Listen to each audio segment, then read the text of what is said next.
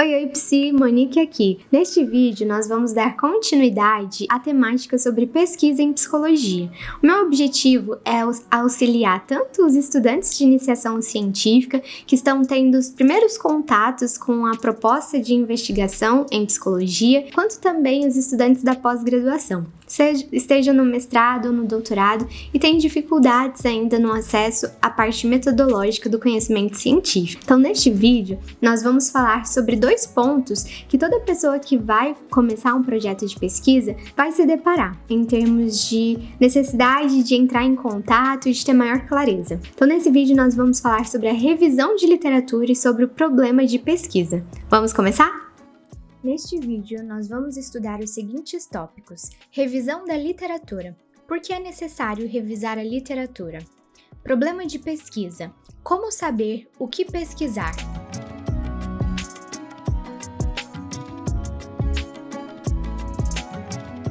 Quando nós falamos sobre revisão de literatura, nos vem à mente a seguinte questão: por que é necessário revisar a literatura científica? E para responder a essa questão, nós podemos pensar em duas justificativas principais. A primeira delas abrange o próprio projeto de pesquisa que você está propondo como estudante de iniciação científica ou como estudante da pós-graduação, seja no mestrado ou no doutorado. Então, a revisão de literatura vai te ajudar a identificar artigos relacionados ao seu tema de pesquisa e, consequentemente, você vai entender como aquela área do conhecimento tem evoluído em termos de compreensão histórica do desenvolvimento dos conceitos e das temáticas relacionadas a ela e também em termos de medidas de mensuração, de metodologias de pesquisas adotadas. E a partir disso, então, você consegue mapear o seu problema de pesquisa e fundamentá-lo teoricamente, resgatando essas principais informações que vão contribuir para que você levante essa grande questão e defina seus objetivos de pesquisa. A partir disso, então, você consegue justificar qual é a relevância do seu problema de pesquisa, levando em consideração os estudos já realizados em relação àquela temática. E, posteriormente à sua coleta de dados, a revisão da literatura também vai te ajudar a identificar aqueles artigos científicos que permitam comparar os seus resultados com aqueles já obtidos em estudos anteriormente conduzidos. Então, aqui você alinha o seu conhecimento científico com o conhecimento de outros estudiosos sobre aquele tema, certo? E, por um outro lado, nós podemos justificar a revisão de literatura enquanto tipos específicos de manuscritos. Então, existem problemas de pesquisa que são propostos exatamente no sentido de revisar a literatura, ou seja, resgatar os principais estudos relacionados a uma temática dentro da psicologia. E aí, enquanto tipos específicos de manuscritos, as revisões elas podem ser de diferentes tipos, como as revisões integrativas, revisões teóricas, scoping reviews ou revisões de escopo, revisões sistemáticas de literatura e meta-análise. Elas vão se diferenciar em função principalmente do rigor metodológico de acesso aos estudos científicos. Então, enquanto uma revisão integrativa está mais interessada em compreender os principais temas e as principais características dos assuntos publicados em relação a uma determinada temática, a revisão sistemática ela já está mais comprometida em obter todo um rigor metodológico, tanto na busca desses artigos, na seleção desses artigos e na avaliação crítica desses estudos publicados, porque uma revisão sistemática ela está no topo da pirâmide de evidências, então ela vai tentar avaliar todas as limitações dos estudos para tentar orientar práticas profissionais em determinada área. Então, na psicologia, as revisões sistemáticas, nós vemos, na verdade, muitos artigos sendo publicados como revisões sistemáticas sem ser revisões sistemáticas, exatamente porque são estudos que não deveriam contar com flexibilidade nos processos metodológicos e que acabam sendo muito lenientes no sentido de revisar essa literatura, tanto definindo as bases de dados, os descritores, mas principalmente na questão de avaliar criticamente esses estudos, em termos de de riscos de vieses, de limitações metodológicas. Então, nós ainda temos muito que avançar na condução de revisões sistemáticas de literatura dentro da psicologia, publicando e seguindo todos os protocolos que caracterizam esse tipo de estudo, esse tipo de artigo.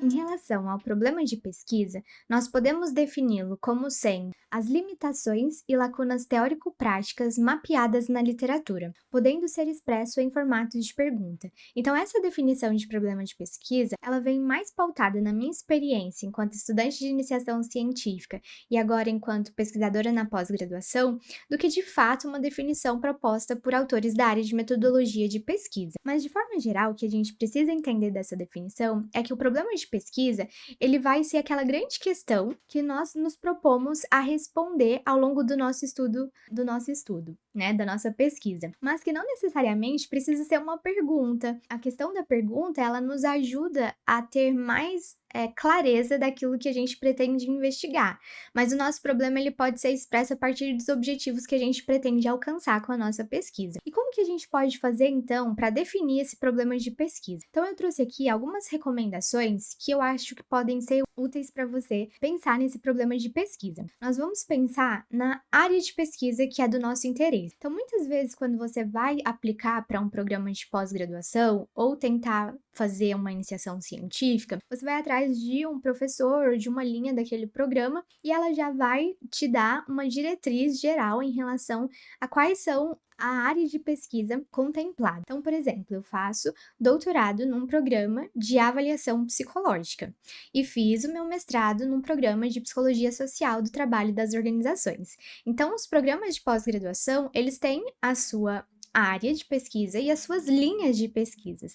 Então, dentro da avaliação psicológica, existem outras linhas de pesquisas, que vão contemplar aspectos relacionados à saúde mental, ao contexto escolar ou educacional, à carreira e trabalho. Então, na minha área de pesquisa em avaliação psicológica, eu pretendo alinhar 3 áreas dentro da psicologia, que é a área de psicologia clínica, de avaliação psicológica e do trabalho das organizações. Então, o meu interesse é por temáticas relacionadas à saúde mental no trabalho.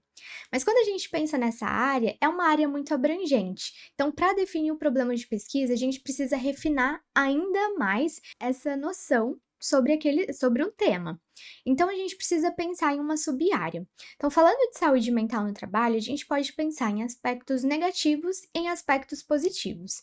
E quando a gente fala desses aspectos positivos da saúde mental, existe uma área que é a psicologia positiva. E aplicada no contexto do trabalho, nós temos a psicologia positiva organizacional, que vai se dedicar a investigar diferentes fenômenos relacionados à saúde mental pelo polo positivo. E dentro dessa sub-área, né, que é a psicologia positiva organizacional, nós podemos definir como um tema de pesquisa os recursos pessoais no trabalho, que são os recursos que as pessoas têm e que ajudam com que elas se desenvolvam, cresçam profissionalmente e lidem com as demandas do dia a dia de trabalho. Mas, ainda assim, nós temos vários tipos de recursos pessoais, então nós podemos nos dedicar a entender diferentes aspectos relacionados a esse tema. E revisitando a literatura e também alinhando com o interesse de pesquisa, nós podemos pensar em um problema de pesquisa como o seguinte: quais medidas de recursos pessoais estão disponíveis na literatura científica?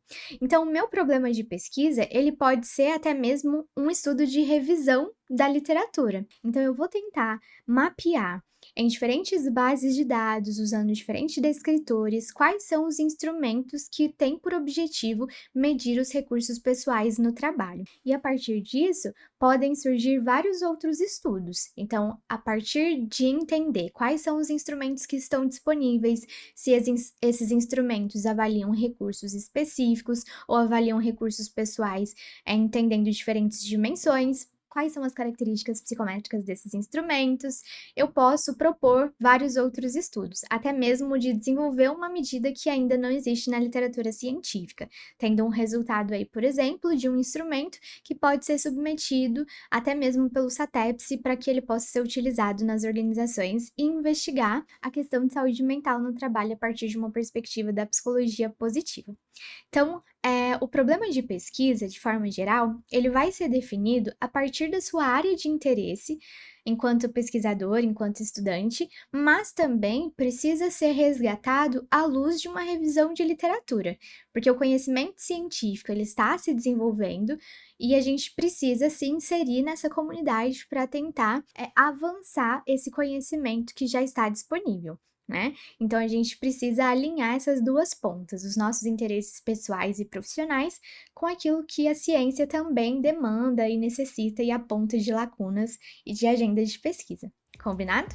Se nesse vídeo nós falamos sobre revisão da literatura e sobre problemas de pesquisa. Na revisão de literatura, nós identificamos qual é a relevância de se fazer a revisão, seja como parte do projeto de pesquisa ou como um tipo de manuscrito específico no qual nosso problema é focado em acessar a literatura atrás de estudos que vão nos ajudar a compreender melhor uma determinada área. Em termos de problema de pesquisa, eu te ajudei a pensar em termos de raciocínio quais são os passos que a gente pode fazer para tentar identificar aquela pergunta que a nossa pesquisa pretende responder e assim ter uma maior clareza de quais os objetivos que ela vai alcançar. Espero que esse conteúdo tenha sido útil para a sua prática e para o seu momento profissional atual. E se você tem dúvidas em relação a esses tópicos, deixe aqui nos comentários que eu posso te ajudar. Inscreva-se no canal para receber mais conteúdos, ative as notificações para que você tenha acesso a esses conteúdos em primeira mão. Inscreva-se no canal, se eu já não falei isso antes, mas também compartilhe com outros colegas que possam se beneficiar desse conteúdo. Nos vemos em breve. Tchau, tchau!